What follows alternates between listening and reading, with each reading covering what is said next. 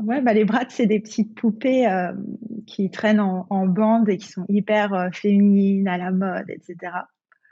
Je sais pas si c'est encore d'actualité, mais en tout cas, quand j'étais plus jeune, tout le monde voulait avoir la poupée, Bratz. J'en ai jamais eu par contre, mais en fait, ouais, c'est encore une fois, j'adore,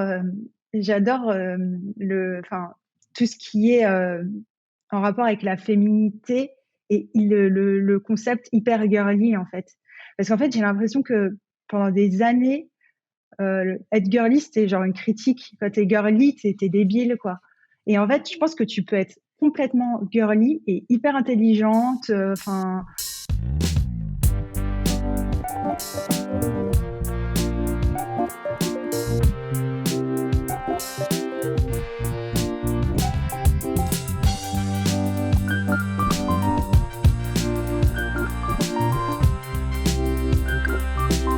Bienvenue, je suis Nicolas Galita et tu écoutes le syndrome de la page noire, le podcast où je vais à la rencontre de personnes qui font de l'art, qu'elles se définissent d'ailleurs, ou non, comme artistes. On discute de manière libre autour des enjeux de la création artistique, comment trouver l'inspiration, comment garder la motivation, et puis comment gagner de l'argent quand on est artiste, puis plein d'autres sujets. Cette semaine, je suis avec Jessica Soweidi. C'est encore une interview à distance, conditions sanitaires obligent. J'ai fait de mon mieux pour corriger les petits problèmes de son qui en découlent. J'ai trouvé également que je lui coupais la parole à chaque fois une demi-seconde trop tôt, parce que je suis pas encore tout à fait habitué à interviewer en visio. C'est plus compliqué d'analyser le non-verbal pour différencier les moments où la personne est en train de faire une pause de ceux où elle a vraiment fini. Donc je m'excuse pour ça, je vais essayer de faire mieux la prochaine fois, mais mis à part ça, j'adore cet épisode. Il a vraiment, je trouve, une couleur particulière. Tu as dû remarquer qu'on a deux grandes thématiques dans les interviews, le parcours de la personne et sa réflexion sur l'art en tant que tel. Or ici, on a vraiment réfléchi sur l'art avant tout. Ça donne donc une discussion passionnante sur le féminisme dans l'art, l'élitisme, la conviction de Jessica que l'art améliore concrètement nos vies. On a également abordé des sujets comme l'école de commerce et le tabou qu'il y a entre l'art et le business, et je pense que c'est un message qui mérite d'être entendu. J'ai lu un livre qui s'appelle Real Artists Don't Starve, pardon pour l'accent, mais les vrais artistes ne meurent pas de faim, et je pense qu'on est trop enfermé dans cette image binaire de l'artiste qui est soit une superstar, soit en galère, alors qu'il y a une voie intermédiaire. Mais je t'en ai déjà dit beaucoup trop, je te propose de découvrir ça dans l'épisode. Installe-toi bien confortablement et règle la vitesse de lecture au rythme qui te convient. Si tu n'as jamais essayé d'écouter un podcast en x2, essaye. Ça a personnellement changé ma manière de consommer des podcasts. Abonne-toi, tout ça, et je te souhaite une très très belle écoute. Yes, ça enregistre. Je suis avec Jessica Soweidi. Bonjour Jessica. Bonjour. On se connaît parce que je connais ton frère qui a fait la même école que moi et je regardais ce que tu fais. Donc tu fais de la peinture, de l'art visuel. T'as aussi créé une boîte qui s'appelle Art from the Future, tu nous en parleras, qui met en relation, si j'ai bien compris, qui permet d'acheter de l'art un peu original, mais de jeunes artistes et de les mettre en avant. Donc c'est à la fois pour les faire découvrir et les mettre en avant. Mais avant de parler de ça, tu peux me raconter comment t'es tombé dans la peinture, comment t'as étudié la peinture? C'est rare les gens qui vraiment étudient la peinture. Ouais, bah, en fait, j'ai toujours eu un côté un peu artistique, donc déjà à l'école, j'aimais pas trop ça et je passais, mon temps en fait à dessiner des mangas et cetera, et mon rêve en fait, c'était de travailler pour Disney au départ. Je voulais vraiment faire de l'animation et en fait, il s'avère que j'ai fait une prépa, d'art, les ateliers de Sèvres à Paris, et en fait, j'étais super nulle en dessin. Mais genre vraiment, j'ai participé aux cours d'animation. En fait, ils préparaient les élèves à faire l'école des Gobelins. Donc c'est la plus grande école d'animation en France en tout cas. Et j'étais vraiment nulle. Enfin, c'était vraiment pas pour moi et il y avait rien à faire quoi. J'essayais T'étais nul ou t'aimais d'apprendre. pas? Non, j'étais nulle. Nulle. Ouais, je suis pas forte en dessin. Genre les proportions et tout, c'est vraiment quelque chose que j'ai jamais réussi à apprendre, mais c'est pas grave parce qu'en fait, j'ai découvert la peinture quand j'étais, aux ateliers de Sèvres. Donc c'était, une de mes profs, qui m'avait filé un bouquin, il me semble que c'était, sur des artistes d'art brut et j'ai trop aimé, je m'en souviens, et j'ai commencé à peindre avec de la gouache sur du papier Et c'est là où j'ai vraiment eu une révélation et je me suis dit, bah en fait, la peinture c'est génial parce que ça permet en fait à des personnes comme moi qui savent pas forcément dessiner, en fait à composer quelque chose d'extraordinaire. Et Je c'est là suis où en naïf, fait, comment c'est possible de pas savoir dessiner, de savoir peindre? eh ben en fait, je pense que déjà c'est quand on n'est pas encore entre guillemets «éduqué» artistiquement, on a l'impression qu'un artiste, c'est quelqu'un qui sait, dessiner. Et moi aussi, je pensais, je me disais: «Bah, en fait, si je sais pas dessiner, je peux pas être artiste» et en fait, c'est totalement faux parce qu'il y a plein d'artistes qui savent pas dessiner, mais qui savent peindre. Parce qu'en fait, la peinture, c'est ça en fait, ça peut être des couches superposées, ça peut tout simplement être une composition, des couleurs posées par-ci par-là. Donc ça n'a vraiment rien à voir avec le dessin. Bien entendu, il y a des peintres qui vont faire un petit croquis avant et qui savent très bien dessiner, tant mieux pour eux, hein, mais c'est pas grave, en fait. Donc tu disais, tu découvres la peinture, ça te plaît et ensuite? Ouais, ça me plaît et du coup, j'ai fait que peindre pendant toute mon année de prépa et au lieu de passer le concours pour les Gobelins, j'ai passé, le concours pour les arts déco de Strasbourg, l'école des arts décoratifs de Strasbourg et en fait, il s'avère que j'ai pas été acceptée la première année et je suis allée faire un an, je crois que ça s'appelait l'école d'art et médias de Caen. Donc j'ai fait un an là-bas. J'ai pas trop aimé l'école et j'ai repassé le concours pour les arts déco de Strasbourg et je suis rentrée en deuxième année en peinture dans l'atelier du peintre Daniel Schlier. Qu'est-ce que tu aimais pas dans l'école de Caen? Euh, Bah déjà j'aimais pas la ville. Mmh. C'était trop petit, ça me convenait pas et puis ouais, je sais pas, les profs, ça me disait rien, quoi. Moi, je OK. voulais aller dans l'atelier de Daniel Schlier. Comment tu le Voilà. connaissais? C'est qui? C'est un peintre? Bah, c'est en fait quand tu vas dans des écoles d'art en général, quand c'est des écoles un peu beaux-arts, etc., c'est par, en fait, c'est divisé en ateliers. Donc, tu peux Mmh. choisir à partir en général de la deuxième année, tu peux choisir ton atelier. Donc, ça peut être l'atelier sculpture, vidéo, peinture. Et moi, je voulais vraiment rentrer en peinture. Et tu as aimé cette, expérience? Ouais, c'était super, vraiment l'école d'art, c'est génial. En fait, tu es dans un atelier avec d'autres artistes, donc toutes les années confondues à partir de la deuxième année et c'est super pour développer ton regard critique, surtout. Après, je dirais que la peinture en soi, tu peux même l'apprendre chez toi. Je veux dire, c'est pas le prof va pas venir et te dire: «Tu dois peindre comme ça». Il va te parler de l'histoire de la peinture, te montrer des références et cetera. Mais c'est toi qui apprends et en fait, le fait d'être en atelier, ça te permet vraiment, en fait, de développer ton regard sur la peinture et voilà, d'interagir avec les autres artistes, créer une communauté, Mmh. et cetera. Et c'est ces références qui t'ont inspiré après dans ton travail? Parce que alors moi j'y connais rien, mais j'ai l'impression qu'il y a plein de références, je sais pas, de la Renaissance, de tableaux religieux. C'est là que tu as appris ça ou rien à voir? Ouais, exactement. C'est en école d'art grâce, à Daniel. Voilà, parce qu'en plus, je suis quelqu'un, je dirais pas que je suis fainéante, mais j'aime bien avoir des résultats rapidement. Donc je veux dire si, Daniel nous avait pas un peu parlé, de l'histoire de l'art et tout, j'aurais peut-être, je serais peut-être un peu moins éduquée, artistiquement. Et je me souviens qu'on avait parlé d'un artiste qui s'appelle Jérôme Bosch. Je pense que tu connais peut-être, mais si tu tapes après sur Google, tu verras, c'est hyper connu. Et en fait, ses œuvres sont assez dingues parce que, en fait, je crois bien hein, que c'est un peintre de la Renaissance. Ouais, Je regarderai on après si regardera, c'est faux, t'inquiète. on coupe. Mais en fait, quand tu regardes, c'est hyper moderne en même temps. Donc c'est assez spécial et c'est vraiment une des plus grandes références qu'il y a en fait dans ma peinture. Voilà. Et Et puis et après, du coup il y a des vas-y, artistes vas-y. aussi un peu plus contemporaines comme Marlène Dumas. Elle fait plutôt de la peinture à l'eau. Voilà. Je t'ai vu dire que le Swatch Art Peace Hotel, c'était la meilleure expérience, une des meilleures expériences artistiques que tu as vécues. Tu peux nous en parler, nous raconter ce que c'était? Ouais. Alors déjà, le Swatch Artist Hotel, c'est une résidence d'artistes qui fait partie du groupe Swatch, donc suisse des montres. Et en fait, ils ont un hôtel de luxe qui est situé sur le Bund à Shanghai. Donc le Bund, c'est un peu comme les Champs-Élysées de la Chine, quoi. Et ils ont un étage, en fait, dans cet hôtel qui est réservé aux artistes. Et ce qui est génial avec cette résidence, c'est vraiment, enfin, je trouve qu'elle est hyper centrée sur l'artiste parce que déjà, on te paye ton billet d'avion, on te loge pendant 3 à 6 mois, donc tu peux choisir. On t'offre le petit déjeuner, on t'offre un studio immense pour peindre.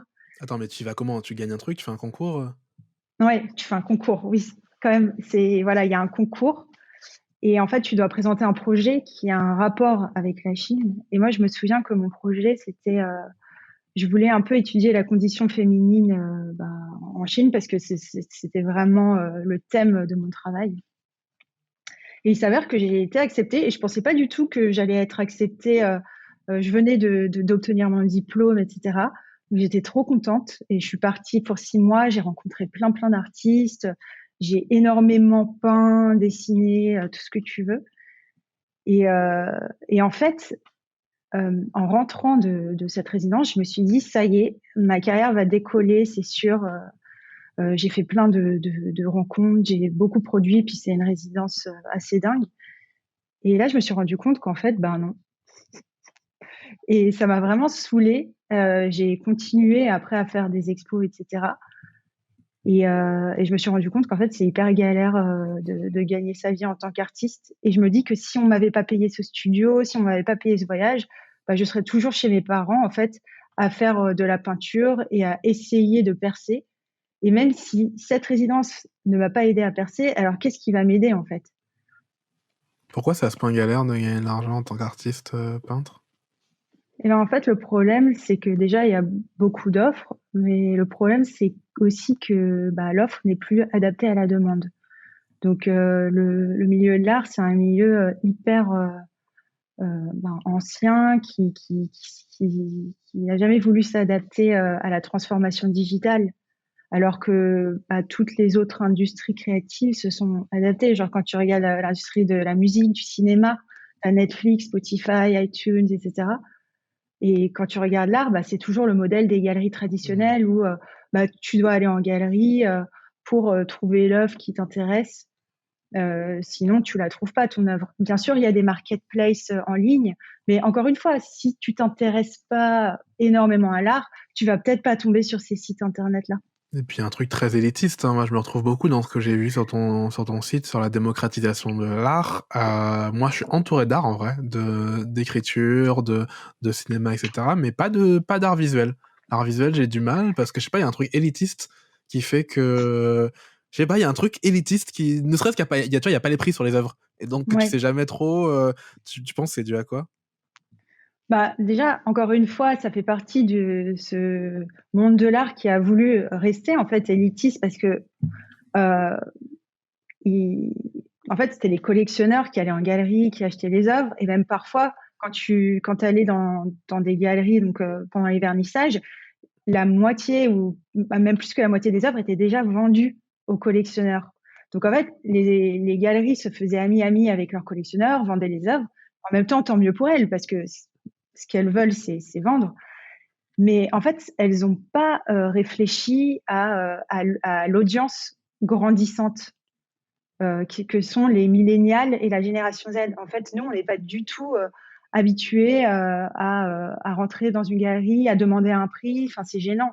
Nous, on a envie d'utiliser un téléphone, d'être sur Insta, de voir des vidéos super interactives qui nous expliquent l'œuvre avec des mots hyper simples.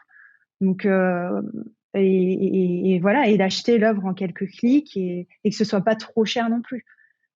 Et le problème aussi aujourd'hui, c'est que ben toute la critique qu'il y a autour des œuvres d'art, déjà, c'est hyper compliqué de comprendre un texte Ah, en c'est clair, galerie ou dans un c'est musée. clair. Même moi, je comprends pas et ça me saoule. Honnêtement, j'ai pas envie de lire ça, ça m'intéresse pas. Tu Donc, disais tout à l'heure que... Vas-y, finis. ouais, je voulais juste dire, donc il y a tout un travail de démocratisation de l'art qui doit se faire pour que les artistes puissent enfin, en fait, vivre de leur art. Tu disais que t'étais saoulé quand t'es revenu de la résidence. Tu t'es dit, bah, si ça marche pas, qu'est-ce qui marcherait? Tu peux détailler ce sentiment? Dans quel état d'esprit t'étais? Qu'est-ce que tu t'es dit? Qu'est-ce que t'as fait? Bah, déjà, quand je suis rentrée de Shanghai, bon, j'avais 27 ans. Et là, je me suis dit, quand même, c'est un peu chiant. J'ai diplômé depuis 2 ans. bon, je vais quand même essayer de refaire des expos. Donc, j'ai participé à d'autres expos à Londres. Après, j'ai refait une résidence à Singapour, encore une fois dans un super hôtel, etc. Donc là, je me suis dit, bon, allez, cette fois-ci, c'est la bonne. Je vais rentrer de Singapour, je vais postuler, je sais pas, au Salon de Montrouge, qui est un grand concours d'art contemporain pour les jeunes artistes. Peut-être que je serais prise. Et en fait, à chaque fois que je postulais, ben, j'avais toujours des réponses négatives. Et là, je me suis dit, en fait, il y a un problème. C'est pas normal. J'ai appelé mes ex-camarades d'école d'art. J'aurais demandé, alors, comment ça se passe pour vous?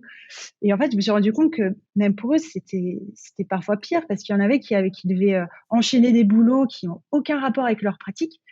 Et je me suis dit, mais en fait, on a quand même un master en art, enfin, ça s'appelle un diplôme national d'expression plastique, mais c'est l'équivalent d'un master, donc on écrit une thèse, etc. Et je me dis, mais en fait, quand les ingénieurs font un master, après, ils ont un boulot. Quand les avocats font un master, après, ils ont un boulot. Mais nous, on sort de là, on est livré à nous-mêmes. Et en fait, bah, quand tu regardes les statistiques, il n'y a que 10% des étudiants en école qui vont pouvoir vivre de leur art. 10%.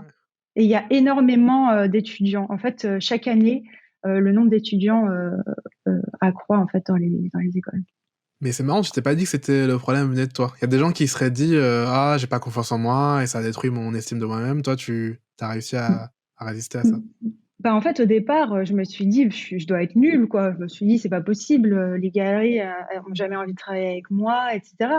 Mais en fait, il suffit de regarder autour de soi et de demander aux artistes et de demander en fait aux gens, bah, à mes amis, à ma famille.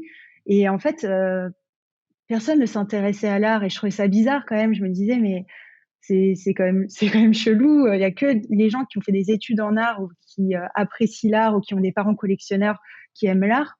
Mais sinon, bah, les gens de mon âge, ils s'en foutent, quoi. Ils vont pas au musée, ils vont pas en galerie.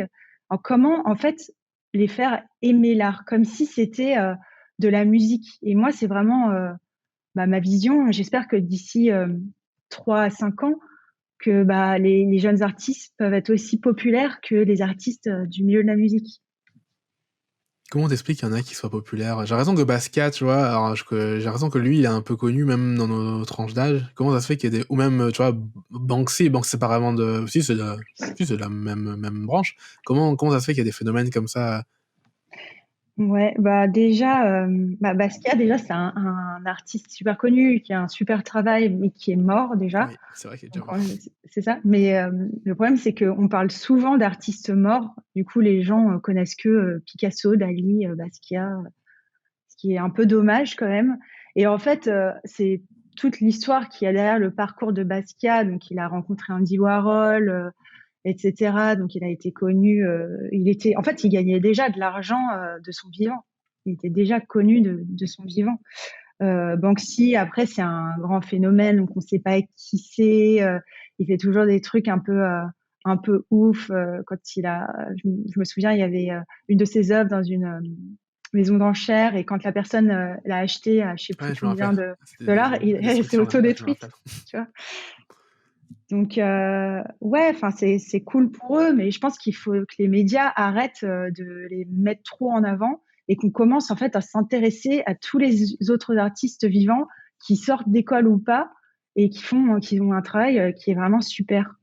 Après, votre problème, ce que tu disais, c'est que vu qu'il n'y a pas eu de... Ce que tu as dit que les industries, les autres disciplines artistiques, c'était adapté. En vrai, non. Elles ont été ravagées par des Spotify, Netflix. Elles ont pas voulu, tu vois. Elles étaient pas contentes que ça arrive. Donc, il a fallu que quelqu'un défonce la porte pour arrêter ce Ouais, système avec, tu vois, avec un gatekeeper. Je sais pas comment on dit un gatekeeper en français. Avec la personne qui distribue, la personne qui est ouais, le producteur en musique, la galerie dans ton cas.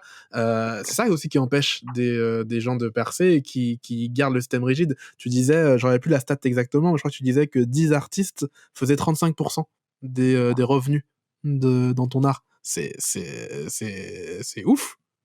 ouais. Ça c'était dans un rapport.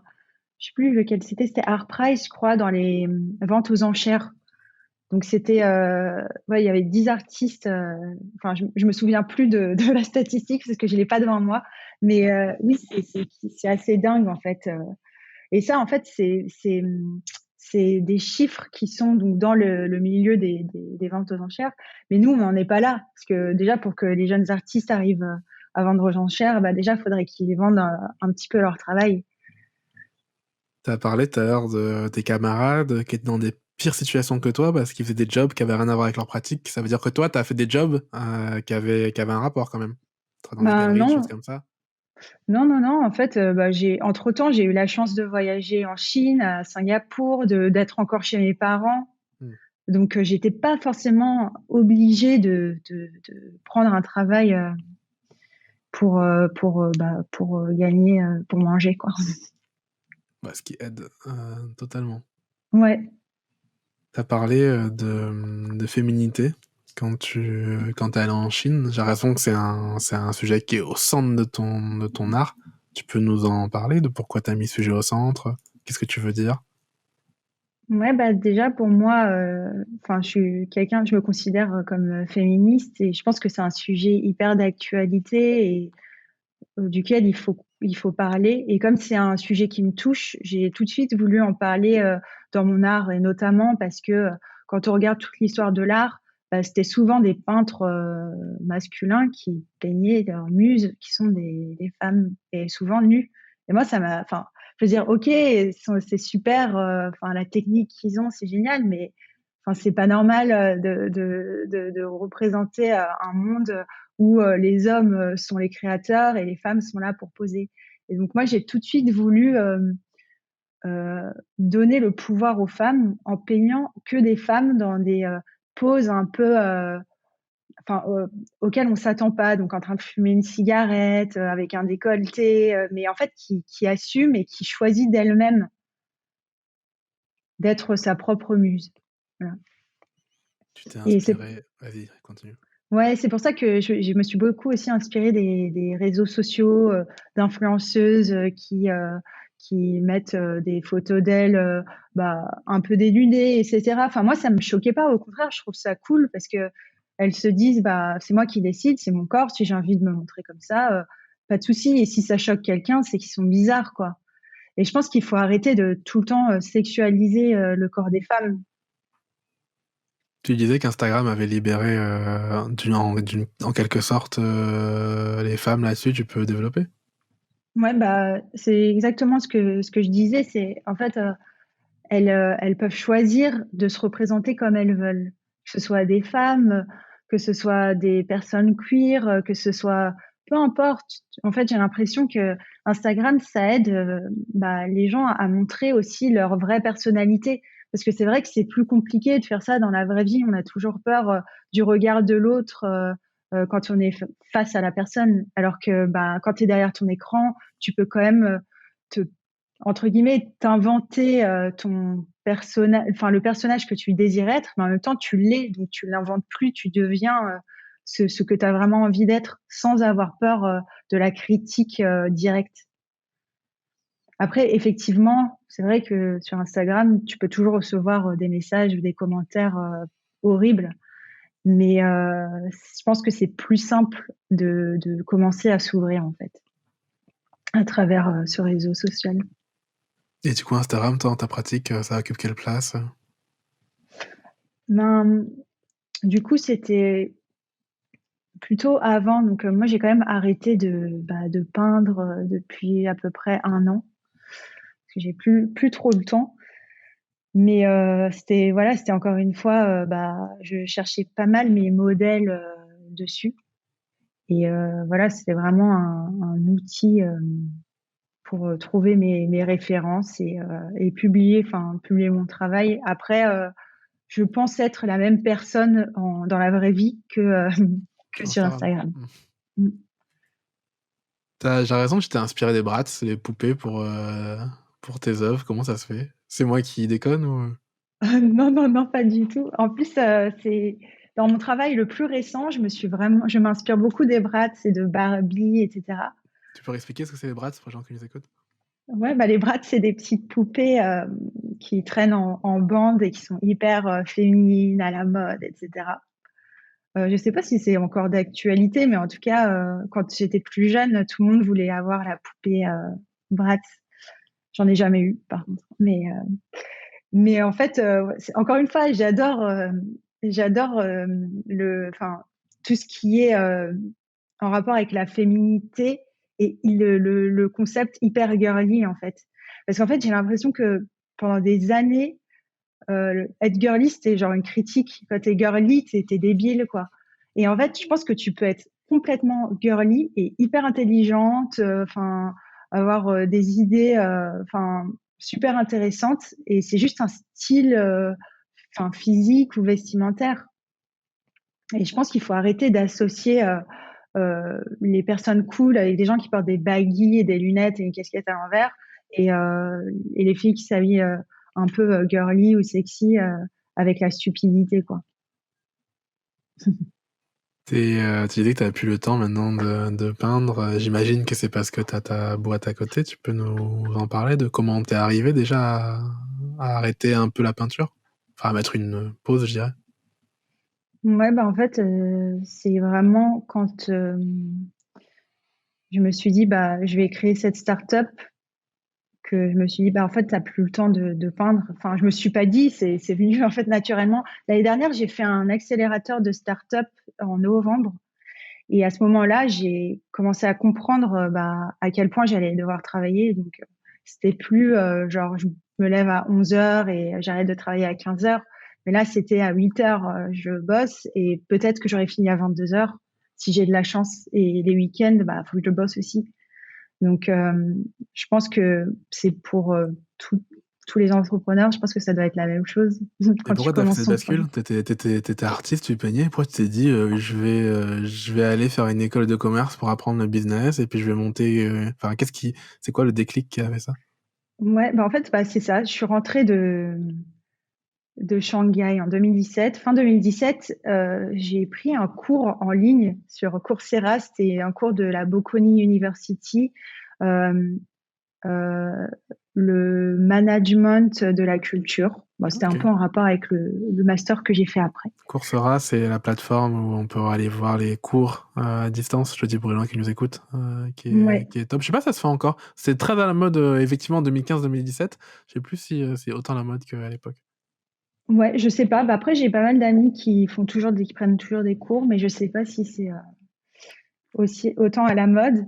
Et en fait, je me souviens que j'avais appelé mon père, j'étais en Finlande, et j'avais appelé mon père qui était à Paris, et je lui ai dit, ouais, bah, moi, je fais ce cours, c'est hyper intéressant, j'ai appris plein de choses, et ça peut m'aider à développer un projet de start-up pour aider les jeunes artistes, parce qu'il y a personne qui le fait vraiment, bah, autant que je le fasse.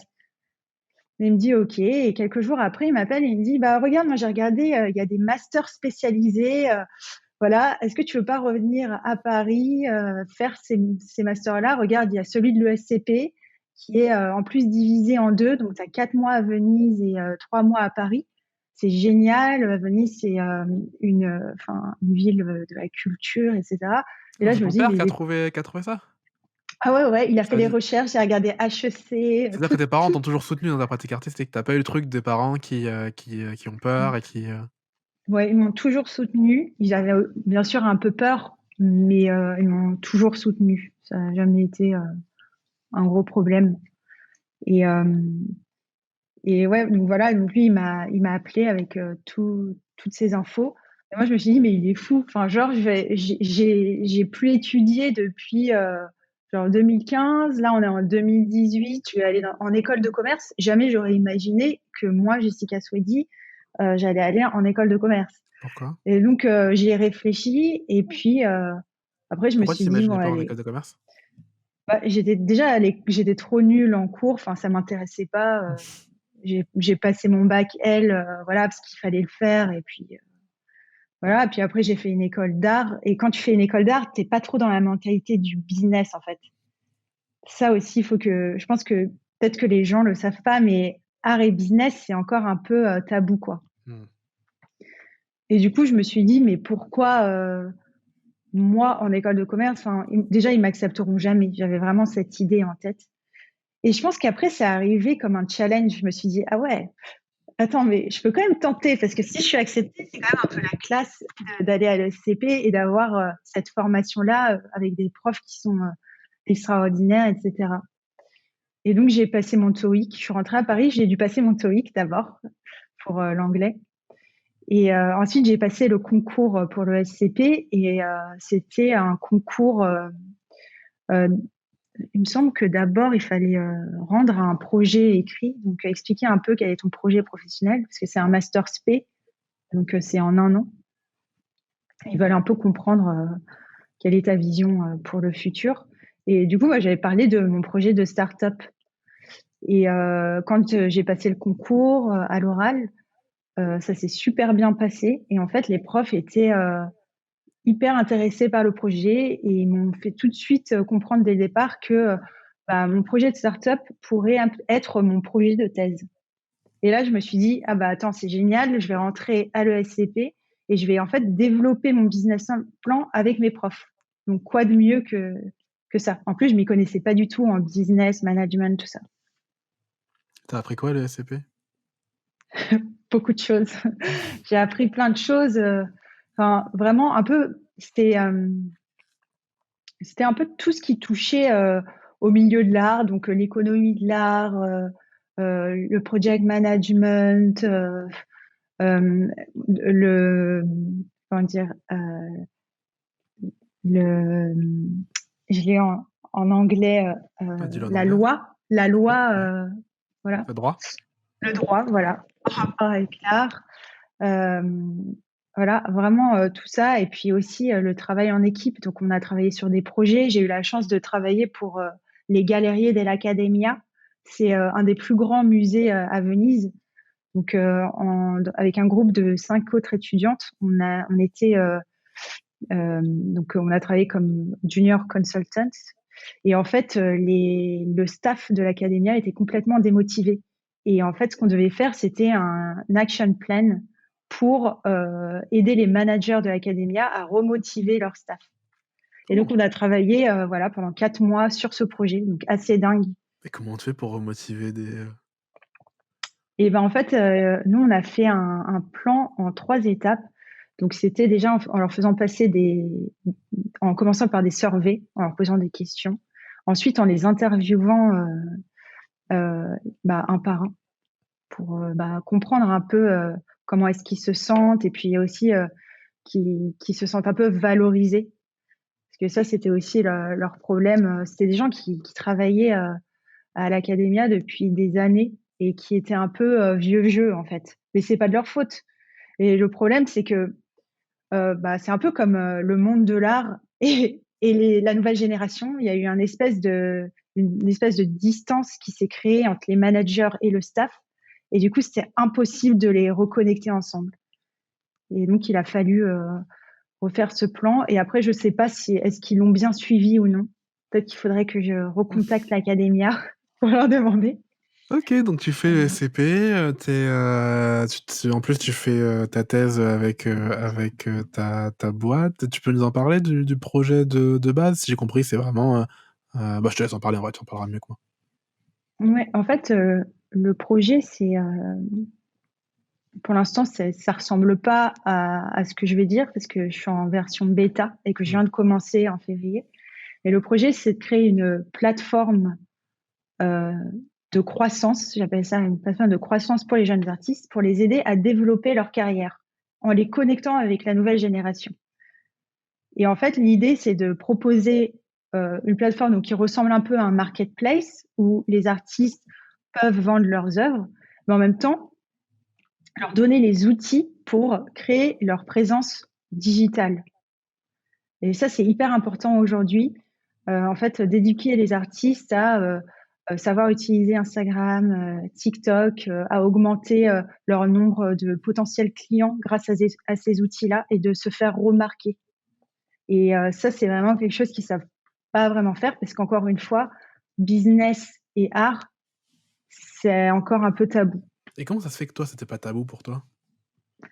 Bah, je pense que je me différencie un peu des autres étudiants parce que j'ai jamais eu honte de vouloir gagner de l'argent. Mm. Quand je suis rentrée en école d'art, moi, je pensais qu'après, j'allais vendre mes œuvres à des bons prix et que j'allais très bien en vivre. Et je sais qu'il y a pas mal d'artistes qui veulent juste vivre correctement de leur art. Moi, je voulais plus que ça. J'ai toujours voulu plus que ça.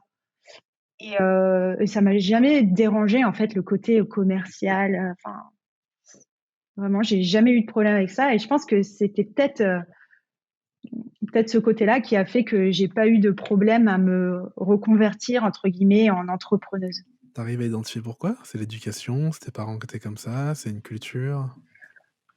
Peut-être que je viens d'une famille peut-être centrée business. Enfin, ma sœur a fait une école de commerce, mon Joe il a fait une école d'ingénieur, mais il est quand même très centré business. Mon père aussi, donc peut-être que voilà, peut-être qu'en fait c'était inné, je sais pas.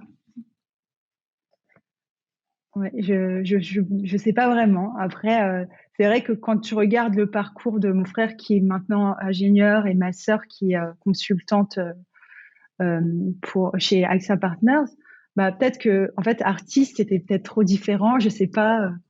Honnêtement, je j'ai pas trop de réponse à ça. Donc, une de tes démarches est d'enseigner, enfin, d'insuffler cette démarche business à des artistes? Ouais, voilà, de les aider. Je pense que c'est pas le but, c'est pas non plus de les convertir en businesswoman ou businessman, mais leur donner les outils. Voilà, que ces outils soient intégrés dans la plateforme et que ce soit hyper facile à utiliser, un peu style Spotify, mais pour les artistes visuels. Il y a un livre, moi, qui m'a beaucoup marqué là-dessus, qui s'appelle Montrer votre travail, je sais pas si tu le connais, et Non. Show Your Work. Et ça parle de ça, justement. Ça parle du fait que il suffit pas juste de faire une œuvre pour que les gens la connaissent. Il faut que tu montres ce que tu fais. Et même si tu fais un art qui est long, par exemple écrire un livre, il te dit, entre deux livres, tu peux quand même montrer chaque jour tes inspirations, tes pensées, tes doutes. C'est comme ça que j'ai créé. Donc j'ai une newsletter qui s'appelle l'Atelier Galita, où tu vois, j'ai un livre que j'ai écrit depuis 3 ans mais qui sort pas. Là, je suis encore dans des galères et des allers-retours, mais je peux quand même écrire aux gens tous les jours.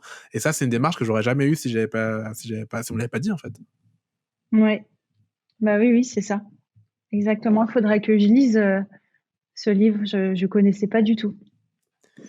Donc tu disais Art from Future, tu poses tu fais la promotion, de d'artistes que tu permets de vendre et de faire découvrir. Et ça se passe comment? T'en es où? Est-ce que t'arrives à en vivre? Comment tu vis aujourd'hui? Ah bah pas encore. En fait, j'ai créé ma boîte en fin janvier 2021. Donc c'est hyper Ah oui, récent. très récent. Ouais. Et j'ai fait entre guillemets le lancement de la version bêta en mars, début mars, pendant la journée de la femme. Donc j'en vis pas encore, mais j'ai eu une bourse de start-up. Voilà, j'ai réussi à avoir une bourse pour une durée de 18 mois. Donc Ok. ça voilà, ça va m'aider. C'est pas une bourse énorme, mais voilà, ça m'aide à vivre. Mais j'ai quand même déjà réalisé des premières ventes, donc c'est plutôt positif. Le modèle, c'est quoi? Tu prends Et une commission sur les ventes? exactement. Pour l'instant, c'est voilà un modèle assez classique. Je prends une commission qui est bien sûr plus basse que celle des galeries physiques, qui est de 50% Ah normalement. vache, la galerie, Donc, elle prend 50%.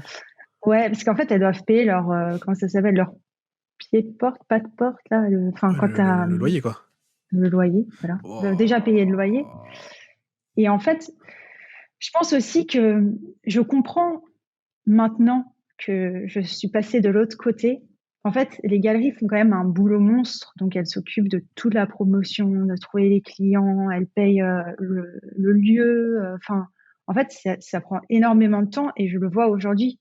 Peut-être que moi, je paye pas un endroit physique, mais je travaille de 8 heures à 22 heures pour essayer de générer des ventes et c'est un boulot monstre. Et tu fais quoi? Ça consiste en quoi? Là, imagine, je fais. Alors, on va dire que je fais de l'art visuel parce que. Imaginons, je fais de l'art visuel, je viens de voir. C'est quoi? Je postule et ensuite tu fais un promo pour moi? Voilà, donc déjà, il faut postuler. Donc je sélectionne bien sûr les artistes qui sont motivés, qui ont envie d'utiliser les réseaux sociaux parce que sinon ça sert à rien, je pourrais pas travailler avec eux. Et en fait, je crée d'abord un profil sur le marketplace avec les œuvres à vendre. On définit les prix ensemble pour l'instant parce qu'il y a parfois des artistes qui savent pas trop mettre des prix sur leurs œuvres, c'est normal. Comment tu fais, Donc on toi? regarde. J'ai vu, je regardais là parce que j'ai vu que tu vendais de tes œuvres. Il y a sur le site des œuvres à toi qui sont en vente. Pas sur Pas sur Art le from site, sur Future. jessicaswedy.wix, Oui, ouais, pardon. oui. Et justement, je me suis dit, mais comment on fait pour déterminer un prix d'une œuvre? En fait, il faut regarder déjà tout d'abord la carrière de l'artiste. Donc, si tu viens de sortir d'école d'art, tu vas pas vendre ton œuvre à 2000 euros. Enfin, sauf si tu as déjà gagné des concours avant ou quoi. Mais en général, déjà, voilà, c'est la carrière. Ensuite, on recherche le marché, on regarde ce qui se fait, les œuvres à peu près de la même taille, un artiste qui a la même cote, voilà, et on essaye de se positionner. Et parfois, c'est peut-être même plus intéressant d'avoir un prix un peu plus bas, parce que quand le client va faire ses recherches sur les plateformes, il va voir, ah tiens, il y a deux œuvres d'artistes qui ont à peu près la même cote, un peu le style que je recherche, ben moi, je vais prendre celle qui est moins chère, Mais en c'est fait. marrant ce terme de cote, comme pour les voitures, mais sauf que pour les voitures, il y a l'Argus, je peux le trouver. Comment je trouve la cote d'un artiste? En fait, il faut en général regarder le CV. Hmm. Donc, quelles expositions l'artiste a fait? Est-ce qu'il a fait des expositions personnelles? Est-ce qu'il a gagné des prix? Est-ce qu'il ou elle a gagné des bourses? Voilà, ça se calcule comme ça. Après, voilà, c'est encore une fois un modèle très classique. J'espère que dans le futur, on pourra un peu changer cette façon de valoriser entre guillemets l'artiste. Mais pour l'instant, c'est comme ça et il faut faire avec le marché.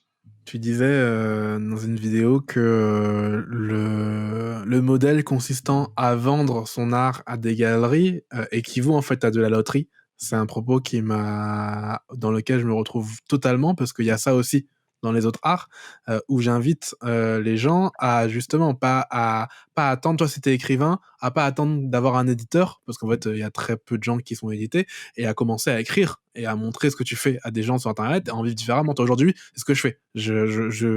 J'écris des emails gratuits tous les jours et je vends des formations sur des sujets transverses et c'est avec ça que je monétise. Et une partie des gens sont aussi premium, abonnés et payent 5, 6, 7, 8 euros par mois selon le moment où ils sont arrivés pour avoir des emails en plus. Est-ce qu'il y a un équivalent comme ça dans ta discipline, hein, une manière de gagner de l'argent avec pas, sans avoir une exposition énorme? Hum, Dans un from futur ou tu Non, parles en en général, général? dans la peinture. Bah oui, après, il y a plein d'artistes qui font pas partie de galeries ou de galeries en ligne, qui arrivent à monétiser leur art en vendant sur Instagram, Hmm. par exemple. Euh, je pense que ça, pour l'instant, c'est quand même toujours, ça passe toujours par la vente d'œuvres d'art. Peut-être qu'il y a des artistes qui proposent des workshops, par exemple, et qui sont rémunérés comme ça. Mais il faut savoir aussi que, ben, les œuvres d'art aujourd'hui, ça coûte pas aussi cher que ce qu'on s'imagine, parce qu'encore une fois, on vend pas Picasso là, c'est des jeunes artistes, donc il y a des prints qui coûtent genre 100 euros, c'est rien, hein. Enfin, c'est rien. Ça peut être beaucoup pour certaines Ah, personnes, mais mais je c'est veux pas des dire à milliers d'euros, côté, quoi. c'est pas des milliers d'euros. Donc ça peut être, au lieu de s'acheter des vêtements fast fashion qui servent à rien, eh ben on peut peut-être plutôt s'acheter une œuvre d'art qui va rester pendant des années, qui va peut-être en plus gagner en valeur, qu'on pourra revendre après, Hmm. et c'est tout bénef. Et c'est pareil, il faut démocratiser parce que moi, je commence à me poser la question d'acheter de l'art parce que je suis exposé, notamment avec ce podcast, à force de parler des artistes, tu vois, j'ai eu Bonnie Illustration qui est une illustratrice qui m'en a parlé, enfin, à force d'en parler. Mais tu vois, de base comme ça, je suis, en fait, j'aime pas l'art classique. De manière générale, dans ma vie. Que ce soit la musique classique, alors j'aime bien, mais pas de ouf. Que ce soit le rap Mm. classique. J'aime pas le rap où les gens rappent comme IAM ou comme Diams sur la mesure. Il me faut un truc un peu plus éclectique, un peu plus moderne. Autotune. Non, pas forcément autotune, mais tu vois, des gens qui, dans le rap, la démarche classique consiste à rimer tous les 4 temps. Les Ok. gens qui travaillent un peu plus vont rimer plus que ça. Et pareil, le rap classique, c'est à la Diams. T'as un sujet et tu le déroules. T'as des gens Ouais. comme Damso, comme Booba, qui vont faire un peu un puzzle, tu vois, qui vont parler de plein de choses d'un coup. Ça me parle plus, c'est plus cryptique, faut que j'écoute, Ouais. faut que je réécoute. Si je comprends à la première écoute et qu'à la deuxième écoute, je comprends rien de plus, pour moi, c'est raté. C'est ce que je cherche en tant qu'auditeur. Et tu vois, dans l'art, j'aime bien le pop art, pour le coup, visuel, et probablement parce que c'est Ouais. plus moderne. Peut-être que c'est ça qui manque. Je trouve qu'il y a une sacralisation du classique qui fait que ça repousse des gens comme moi d'acheter de l'art. Ouais. Je vois ce que tu veux dire. Par exemple, des peintures un peu, enfin, des peintures simples, entre guillemets, ça te parle pas, ce genre de Bah, des peinture? peintures classiques, tu vois, les peintures avec ce que tu disais, une meuf toute nue sur ou des Ah raisin. oui, Alors que quand mmh, je vois ce que tu fais toi, c'est pas un truc qu'on me montre en galerie ça. Et moi j'aime bien ce que tu fais parce que c'est forcément on a à peu près le même âge, ça me ouais, parle, il y a des références communes. ouais, Alors j'ai pas eu de Bratz quand j'étais petit, mais tu vois, le ouais. visuel me parle quand je vois un truc de j'ai été à comment s'appelle ce truc au musée d'Orsay. Musée d'Orsay, il y a pas grand chose qui me parle en fait. Ouais, bah, je pense que c'est ce que tu dis, c'est vraiment le problème, du milieu de l'art, c'est qu'en fait, ben, les jeunes d'aujourd'hui ont envie d'acheter et même de découvrir des œuvres qui leur parlent. Même de se reconnaître peut-être dans des artistes, qui partagent la même vision qu'eux et ça, il y en a pas beaucoup, en fait et c'est ce que j'essaye vraiment de faire avec Art From Future, c'est vraiment de proposer une diversité, enfin de pratiques artistiques, mais aussi de mettre en avant le message des artistes pour que, bah, les potentiels clients puissent en fait s'identifier avec ces artistes et peut-être, devenir, bah, les premiers collectionneurs, de ces jeunes talents. Et parce qu'on est sur des sujets qui nous touchent plus, tu vois, quand tu parles féminisme, Bonnie Illustration a parlé de la même chose. Avant de lui parler, j'avais même pas pensé qu'il existait des artistes, des peintres qui traitaient de féminisme. Parce que moi, j'imagine encore une fois comme toi la muse, machin. Et ouais, on manque de gens de contemporains. Et je pense aussi, on imagine dans art contemporain Marcel Duchamp. Tu vois, quelqu'un qui prend un urinoir et qui le Ouais. retourne et c'est tout. Ou alors un tableau d'une seule couleur et du coup, bah, tu te dis, bah, l'art contemporain, ça me plaît pas non plus. Ouais, ouais, ouais, tout à fait. Bah, c'est ça, je pense que c'est ce que tu dis.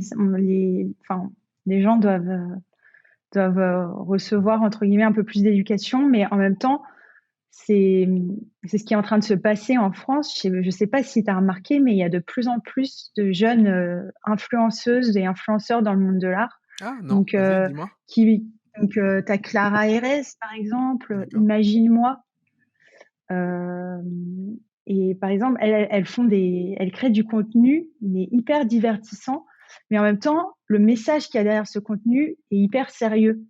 Donc, tu regarderas, par exemple, Clara, elle a un compte TikTok qui est génial. Elle parle d'œuvres d'artistes qu'elle présente dans une façon très engageante, où elle va en galerie avec son téléphone, elle fait une vidéo et elle explique l'expo. Et en fait, ça donne envie après d'aller la voir. Et attends, elle fait ça pour d'autres artistes ou elle fait ça pour promouvoir son propre art? Non, bah elle n'est pas du tout Voilà, artiste. Elle a elle est fait juste influenceuse, elle éduque à la culture, Ouais, quoi. ouais, elle a fait des études en marché de l'art et puis OK. elle fait ça. Moi, j'ai collaboré avec elle. Et je trouve que ce qu'elle fait, c'est vraiment génial. Et il y a de plus en plus d'initiatives comme ça en France. Et je pense que c'est que le début. Donc, c'est plutôt prometteur. Tu pas peur, de mettre ta peinture entre parenthèses? Bah, si, j'ai un peu peur, mais bon, je me dis que il va falloir bosser sur mon projet pendant un moment et puis quand ça marchera, bah, j'aurai plus le temps de recommencer à bosser sur ma peinture et en plus, j'aurai appris énormément de choses, donc ce sera plus simple pour moi de trouver mes clients. Tu les journées que tu passes sur, ce que tu fais en ce moment? Si j'aime les journées que Ouais. je passe, ben oui, je vais pas mentir, enfin oui, j'aime ce que je fais, mais c'est vrai que c'est beaucoup de travail et parfois c'est dur de visualiser en fait ben, le résultat. Quand tu travailles beaucoup et que tu vois, ça met du temps, tu mets du temps à avoir des résultats, bah, c'est compliqué. Et je suis seule pour l'instant, je suis solo founder. Donc, Ah, je c'est fais dur tout ça. toute Ah, seule, c'est très dur ça. vraiment tout, tout, tout. Mm. Tu pas envie de trouver Mais un associé? j'adore ce que je fais. Et... Cool. Tu pas envie de trouver une associée? Ça va être peut-être plus facile avec quelqu'un. Bah, si, mais pour l'instant, j'ai pas trouvé la Mmh. personne qu'il me faut. Mm. Sans aucun rapport, tu fais quoi en Finlande? Parce que moi, je croyais que t'étais allé en Finlande parce qu'il y avait une opportunité entrepreneuriale, mais dans ton histoire, non, t'étais déjà en Finlande avant, puisque t'es revenu à Paris. Pourquoi la Ouais. Finlande? Qu'est-ce que tu fais là? Qu'est-ce qui t'attire là-bas? Mais en fait, déjà, j'ai fait mon stage quand j'étais en école d'art, mon stage de quatrième année, je l'ai fait à Helsinki dans une galerie d'art qui s'appelle Zetterberg Gallery et j'étais assistante d'un artiste hyper connu qui s'appelle Jani Leinonen. J'ai bossé avec lui pendant 4 mois et aussi Mon copain est finlandais. Voilà. Ah, d'accord. C'est ça le lien. Et t'aimes bien la vie en Finlande? Ouais, j'adore. Moi, c'est un peu la ville du futur, mais personne le sait parce que j'ai l'impression que les gens en France et même dans le reste de l'Europe, un peu plus dans le sud que la Finlande, ne connaissent pas trop ce pays. Ah, pas À du chaque tout. fois qu'on m'appelle, on me dit: «Ah, t'es encore en Islande, t'es encore en Norvège, t'es encore en Suède». Mais non, je suis en Finlande. Personne ne connaît et en même temps, c'est un pays où tout fonctionne, les gens sont hyper agréables, tout le monde parle Ça veut dire anglais. quoi, tout fonctionne? On n'a jamais de problème avec le métro, Hmm. c'est propre dehors, ça Hmm. sent bon. Tu vas dans une salle de sport, c'est super. Enfin, c'est vraiment un peu le paradis sur terre, je trouve. Et même pour les startups, c'est vraiment super. T'as pas mal d'accélérateurs, c'est hyper dynamique. C'est pas trop dur de s'intégrer quand on n'est pas finlandaise? Si c'est vrai que c'est dur parce que les Finlandais sont assez réservés. Mais voilà, après, mon copain est finlandais, donc tous ses amis sont mes amis. Et après, j'ai fait un stage ici quand même, donc j'avais déjà créé des connexions avant. Et puis voilà, quand j'ai fait l'accélérateur, j'ai rencontré pas mal de monde, donc où ça a mis du temps, mais je commence à m'intégrer là. Mm. Quel conseil tu donnerais à quelqu'un qui se lance dans la peinture là maintenant, qui a toujours eu envie mais qui a pas osé? Je pense qu'on vit dans une époque où tu as la chance d'avoir des outils comme Instagram et tu as la chance de trouver un public pour ce que tu fais. Donc, lance-toi, fais ce que tu aimes et réfléchis à qui est ta cible et essaye d'atteindre ces gens-là, d'interagir avec eux et puis pourquoi pas de vendre ton travail sans forcément passer par une galerie d'art traditionnelle. Et sinon, n'hésite pas à envoyer ton application, comment on dit en Ah, français, ta candidature. ta candidature à Art from Future. Peut-être on va travailler ensemble. T'as déjà réussi à vendre hors galerie? Oui, moi j'ai déjà, moi en tant qu'artiste, Oui. j'avais déjà vendu hors Tu galerie. peux nous raconter Notre... comment c'est passé la première fois, comment tu t'es senti? Ouais, en fait c'était il y a à peu près un an, donc pendant le premier confinement, j'étais en Finlande, j'avais pas encore commencé vraiment à travailler à fond sur mon projet. Je, voilà. Et j'avais créé ce site internet, donc Wix, dont tu parlais tout à l'heure. Donc je me suis dit, bah tiens, je vais essayer de créer un site, de mettre mes œuvres et d'essayer de vendre pour voir. Et comme ça va m'aider pour mon propre projet, de voir si tester un peu mes idées, voir si ça marche, etc. Mais d'accord, tu l'avais tout seul, hein, toute seule, le site. Ouais, oui, oui. Sans compétences particulières, hein, c'est l'intérêt de Wix. Je le dis parce que tout le monde ne connaît pas Wix qui vont Ouais, l'écouter, mais Wix. le Wix, c'est l'intérêt, c'est que tu peux faire un site sans avoir de connaissances de développement. Ouais, exactement. C'est hyper simple à utiliser. Et en fait, j'avais fait pas mal de petites peintures sur des thèmes un peu particuliers. Donc, euh, euh, ah oui, Stay the fuck home, parce que il fallait, tu sais, c'était un Ah, je peu vois, le, le, je me rappelle. le slogan que tout le monde utilisait. Donc, j'avais fait ça et c'était un ami de mon frère. C'est toujours des gens proches, en fait, qui achètent les œuvres en premier. Qui a acheté la première œuvre. Et là, je me suis dit, ah ouais, ok, ça, je commence à comprendre un peu ce qui intéresse les potentiels clients. Et ensuite, quand il a acheté l'œuvre, il y a une autre amie de mon frère qui m'a écrit, qui m'a dit, écoute, moi j'ai vu la peinture que cette autre amie a achetée, est-ce que tu peux m'en faire une? Donc elle m'en a commandé une. Après, il y a une entrepreneuse finlandaise qui est assez connue, qui m'a fait une commande pour son, son lieu de travail et qui m'a refait une commande pour chez elle. Et en fait, vraiment, de fil en aiguille, c'est parti comme ça. Et là, je me suis dit, mais attends, là, je crois que j'ai compris quelque chose et c'est bon, je peux me lancer dans mon projet. Et c'est là où je me suis dit, j'arrête et je fonce. Et t'as compris quoi? Et j'ai compris que, en fait, en utilisant les réseaux sociaux, tu pouvais atteindre énormément de gens. Et en fait, je pense qu'il y a quelque chose que les artistes aussi ont du mal à comprendre, c'est que c'est pas suffisant de juste mettre ton œuvre sur Instagram, même si elle est belle. C'est pas suffisant. C'est la moitié de l'histoire. L'autre moitié, c'est le message qu'il y a derrière. Qu'est-ce que tu as essayé de faire? Comment tu l'as fait? Qui tu es? Et c'est ce qui intéresse les gens. Et c'est normal. Quand tu mets de l'argent dans n'importe quoi, que ce soit même, tu vois, des baskets, tu vas aller faire quelques recherches avant, voir si quelqu'un les a portées, est-ce que c'était confortable, pourquoi est-ce qu'ils ont fait ça, est-ce que c'est des matières écologiques. Bah, c'est la même chose en fait pour une œuvre d'art. Tu mets ton argent, donc tu veux savoir ce que tu achètes. Et c'est encore plus fort parce que quand tu achètes une œuvre d'art, t'achètes pas que l'œuvre, mais t'achètes vraiment l'histoire de l'artiste et je trouve ça génial, moi. Et comment t'as compris ça? T'as fait c'est des cours à l'ESCP, c'est en essayant, c'est... Je pense que oui, les cours à l'ESCP m'ont un peu ouvert l'esprit et après j'ai testé. Donc c'est vraiment en testant. Je pense que tu peux faire toutes les écoles du monde, lire tous les livres que tu veux. Si tu testes pas, tu sauras jamais. En fait, t'apprends vraiment. Il faut être dans l'action tout le temps. Et t'as pas peur de poster? Y a pas ce truc de... En plus, je disais que sur Instagram, on reçoit parfois des messages désagréables. C'est pas dur de s'exposer comme ça? Je pense que c'est dur, mais ça s'apprend en fait. On s'y habitue.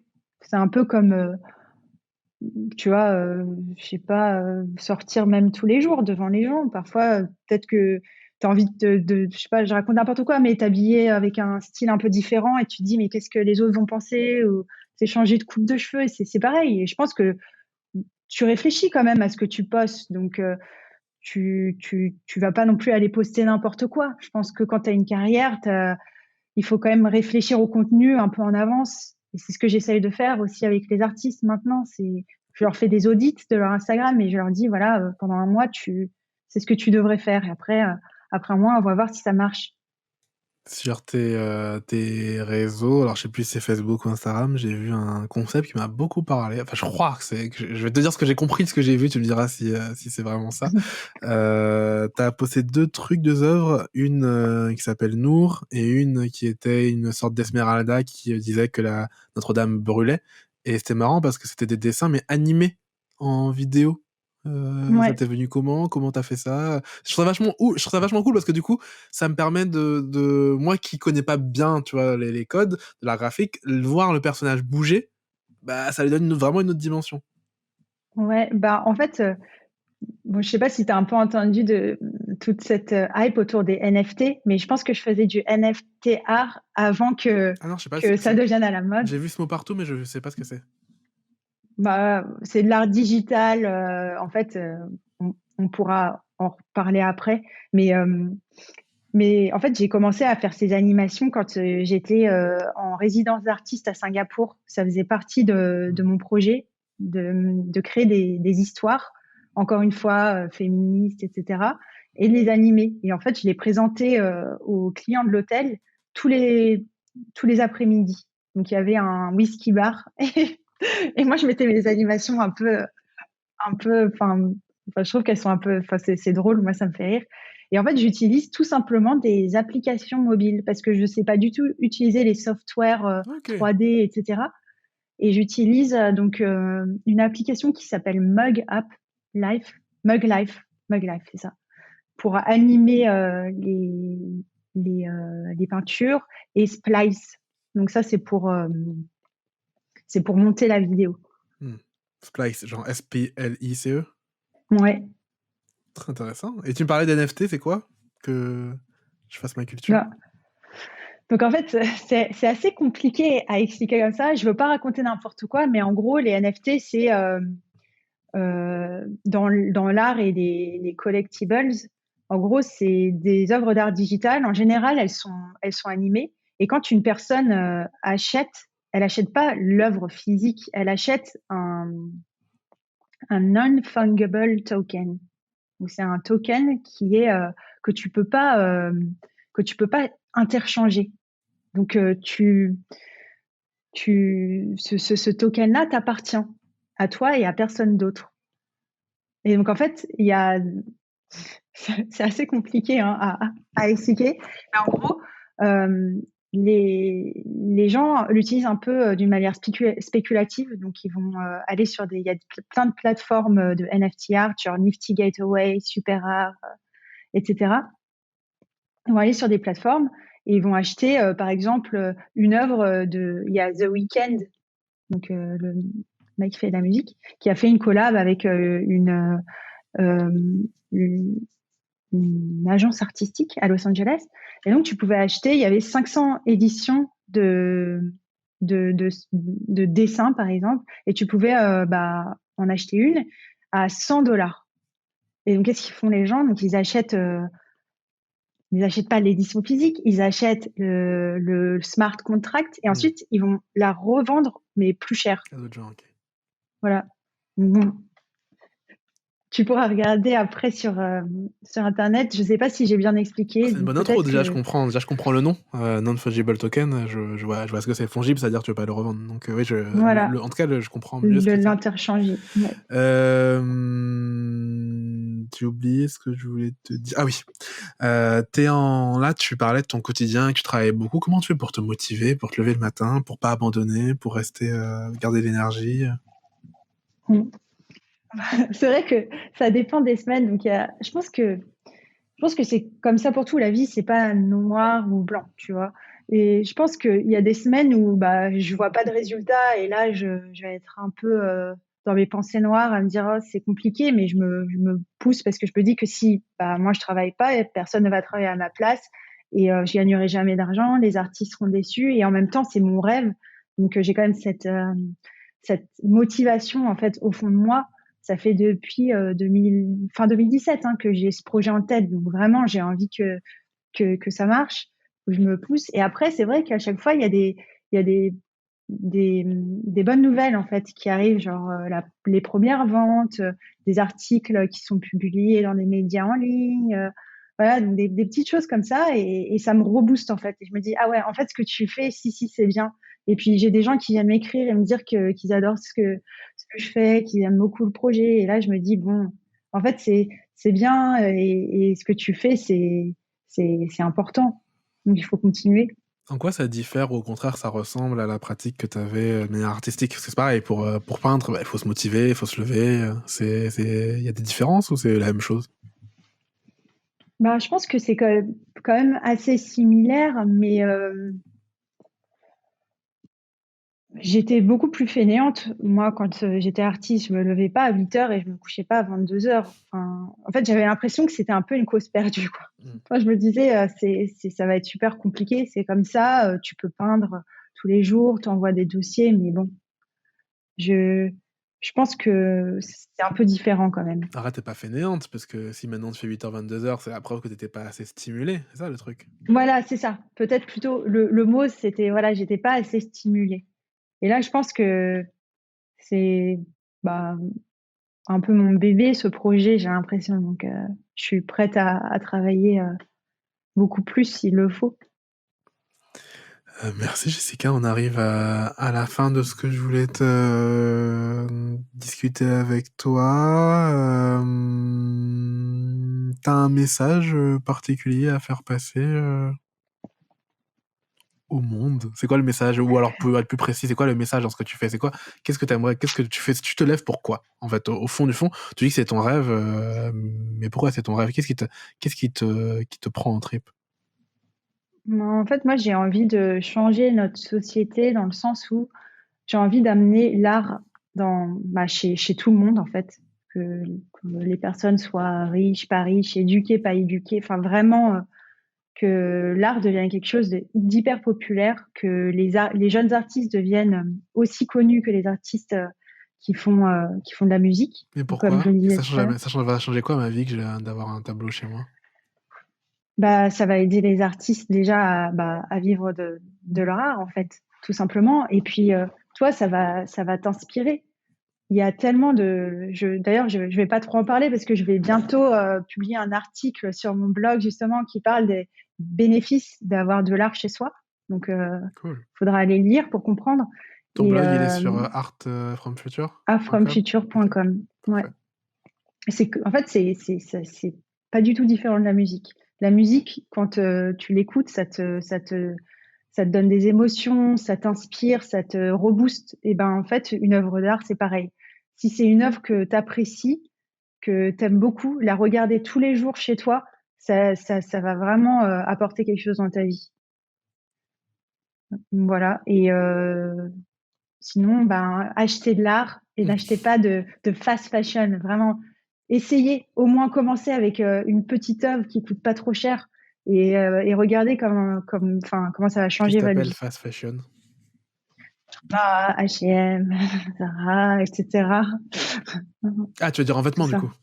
Ouais. Ok, je croyais que t'allais me dire en art, parce que tu sais, il y a des trucs genre Yellow Corner, des marques comme ça qui font de l'art un peu plus. Bah après, oui, c'est aussi les primes que tu trouves chez Ikea, Maison du Monde, qui sont imprimées par milliers et qui, en fait, tu vas les garder pendant quoi, 1 an et après, la qualité va être tellement pourrie que tu devras l'acheter et en fait, c'est pas du tout écologique. T'affiches ton propre art chez toi? T'as des œuvres de toi-même dans ton salon? Ouais. C'est quoi tes œuvres préférées? Ben, en fait, il y en a une qui est là, qui s'appelle Girl, donc fille. Oui, c'est ça, fille en français. Et en fait, j'ai dessiné le visage d'une fille qui ressemble d'ailleurs un peu à une Bratz au fusain. Et je suis venue avec une bombe aérosol et j'ai tagué Girl. Et j'aime bien parce que je trouve que le tag, ça apporte une autre dimension à l'œuvre et c'est assez. En fait, ça donne un côté un peu dramatique que T'as j'aime bien dessiné et qui en alors? fait. T'as Ouais, dit... T'as pas dit que tu savais pas j'ai dessiner? Bah, je dessine comme je sais, mais je dessine pas avec les Hmm. super proportions. Tu parles de graphes, j'ai l'impression que t'as une influence hip-hop pas mal dans ta vie. J'ai vu une vidéo, tu peignais sur de Booba, tu viens de parler de graphes. C'est quoi ton rapport avec la culture hip-hop? Non, j'adore déjà la musique. Je pense que si j'avais pas fait une carrière dans les arts visuels, ça aurait été dans la musique. Depuis que je suis toute petite, j'adore. Vraiment, m'apporte beaucoup d'émotions et puis pourrais jamais vivre sans musique. Et je trouve que le rap, et encore une fois, je pense que j'ai un peu cette vision où le rap des années 2000, etc., c'est plus trop mon truc. Moi, j'aime beaucoup l'autotune et je Hmm. l'avoue, hein, j'adore. Ça me booste en fait. Hmm. Et j'aime vraiment. Du coup, t'es fan de Ouais, PNL? ouais, j'adore PNL. C'est ouf ce qu'ils ont fait. Alors, je vais pas m'étaler là-dessus parce que je pourrais en parler pendant des heures, mais ce qu'ils sont amenés dans cette industrie, c'est incroyable. Bah justement, d'ailleurs, Ouais, ça fait un parallèle avec ce qu'on disait quand même, parce qu'il y a eu ce côté de on n'est pas signé en major, on produit notre musique en indépendant, on la distribue directement aux fans, et on arrive quand même à avoir des records de vente comme ça. exactement. Ouais, ouais, PNL, si vous m'écoutez, je vous adore. Voilà. T'aurais pu être rappeuse? Rappeuse, bah, c'est un rêve. Je pense qu'il y a plein de gens qui rêvent d'être rappeurs parce que c'est un peu cette vision, genre, bon, ça contredit un peu ce que je disais tout à l'heure, mais c'est cool. Mais en même temps, ça contredit pas forcément parce que tu peux être super girly et être rappeuse. Mm. Ouais, j'aurais bien aimé, mais j'en suis pas capable Bah, je dirais même pour que les l'instant. rappeuses qui marchent en ce moment sont des rappeuses très girly. Tu vois, les Cardi B, Ouais, les Nicki Minaj. Il y a ouais, eu une surtout aux vague où States. il y a une vague où il fallait être entre grosses guillemets un garçon manqué pour faire du rap. Maintenant, j'ai Ouais, l'impression que c'est passé. ouais, surtout aux States, ouais. Bon, bah, je te souhaite dans une autre vie d'être rappeuse. Merci. Pour finir, si tu veux recommander quelque chose aux gens qui nous écoutent, ça peut être n'importe quoi, un livre, une œuvre d'art, une vidéo, un film, enfin, ce que tu veux, tu recommanderais quoi aux gens? Euh, Bonne question. Il faut pas que ce soit en rapport avec Art From Future, On en j'imagine. parlera après, ça sera ma dernière question pour où est-ce que les Ah, gens peuvent te retrouver.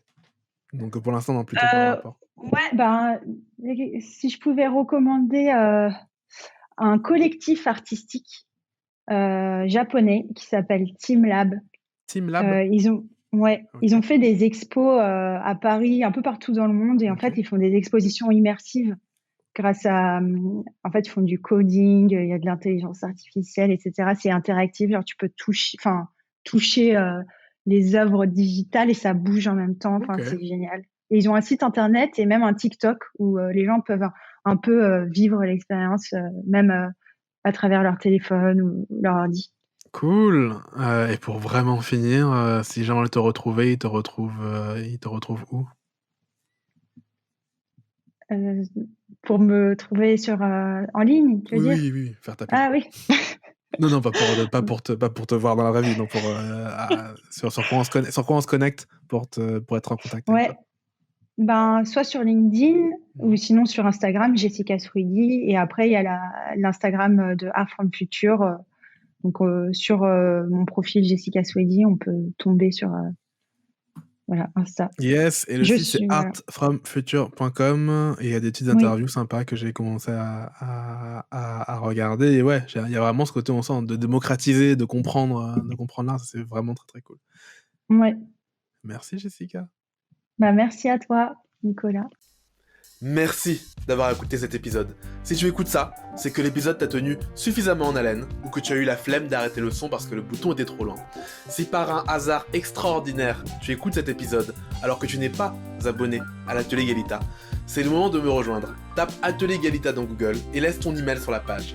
L'Atelier Galita, c'est mon espace de création. L'idée, c'est de t'envoyer une dose d'inspiration chaque matin dans ta boîte email. Il n'y a pas de thématique particulière, mais il y a une promesse, te proposer l'inverse des actualités. C'est-à-dire que là où les actualités sont anxiogènes, éphémères, futiles, je te propose un contenu épanouissant, intemporel, utile. Tu peux évidemment aussi t'abonner sur la plateforme que tu utilises pour écouter et laisser un avis sur ce podcast. Ceci étant dit, je te dis encore merci de m'avoir écouté et à dimanche prochain, 18h, pour un autre épisode du syndrome de la page noire. D'ici là, garde la pêche et mange des poires.